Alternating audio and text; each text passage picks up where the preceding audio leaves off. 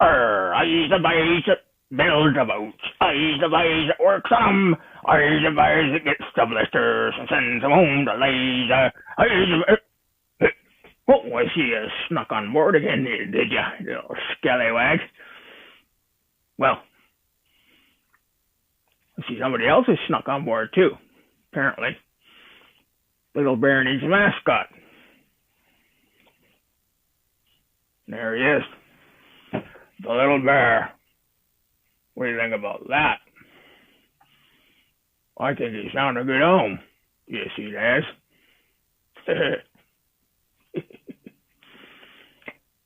well, enough teddy bears and mascots. Time to get to work. That's right. Can't go pirating out in the Canadian Main with a boat that's sitting on a parking lot. Nope. Gotta get her fixed. And fixed right quick, I reckon. Okay. Over to me, mate. Well, today's project is to deal with the cap rails. I decided after taking the boomkin off and given the rot on it and given the rot on the bowsprit and given the rot in the bulkhead that the boat is leaking. And whether it's leaking around the bolts from the chain plates or whether it's coming in from under the cap rails, I don't know.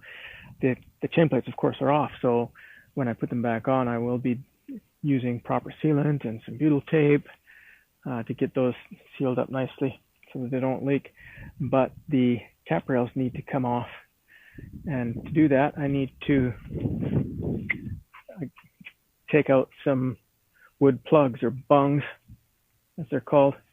Now, I Googled around on the internet and discovered that there doesn't seem to be any one way or, the official way of taking wood plugs or bungs out.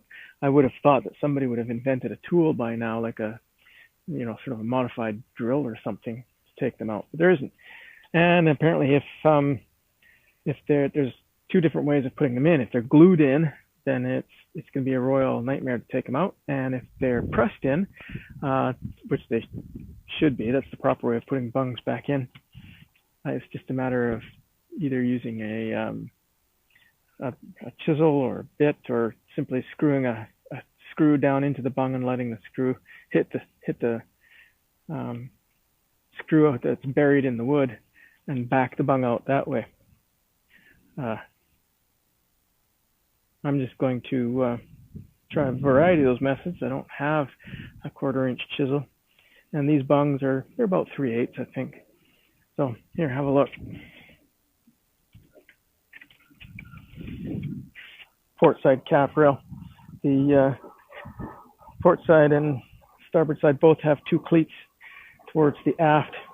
The issue with the cleats is they'll probably have machine screws in them, which means that there'll be nuts underneath. If you remember, the bulwarks here are full of insulation, which is going to make the removal or installation of new nuts underneath there problematic.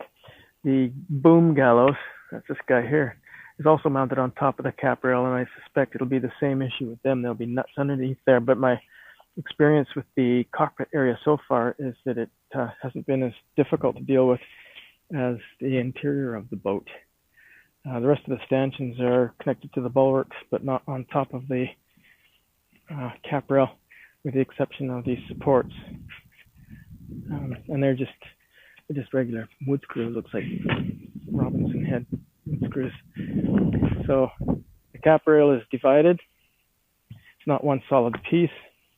There's a butt joint there, and there's two scarf joints.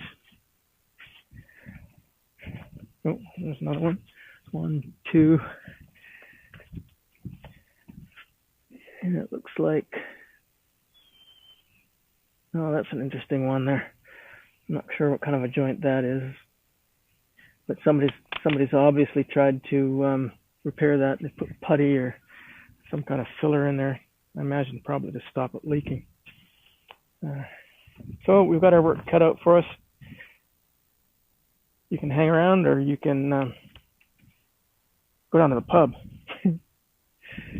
But I'll put this on fast motion so as not to bore you terribly with what looks like it could be a time-consuming job.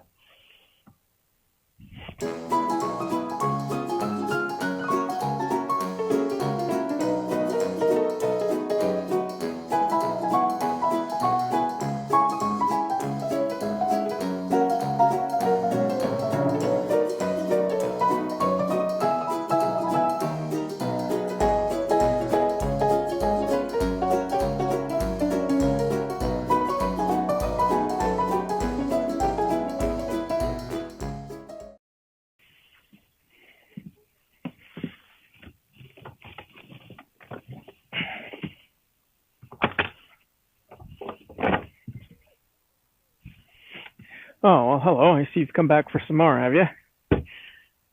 The weatherman was predicting 20% chance of rain today. I'll show you how effective the weatherman is. Take a look.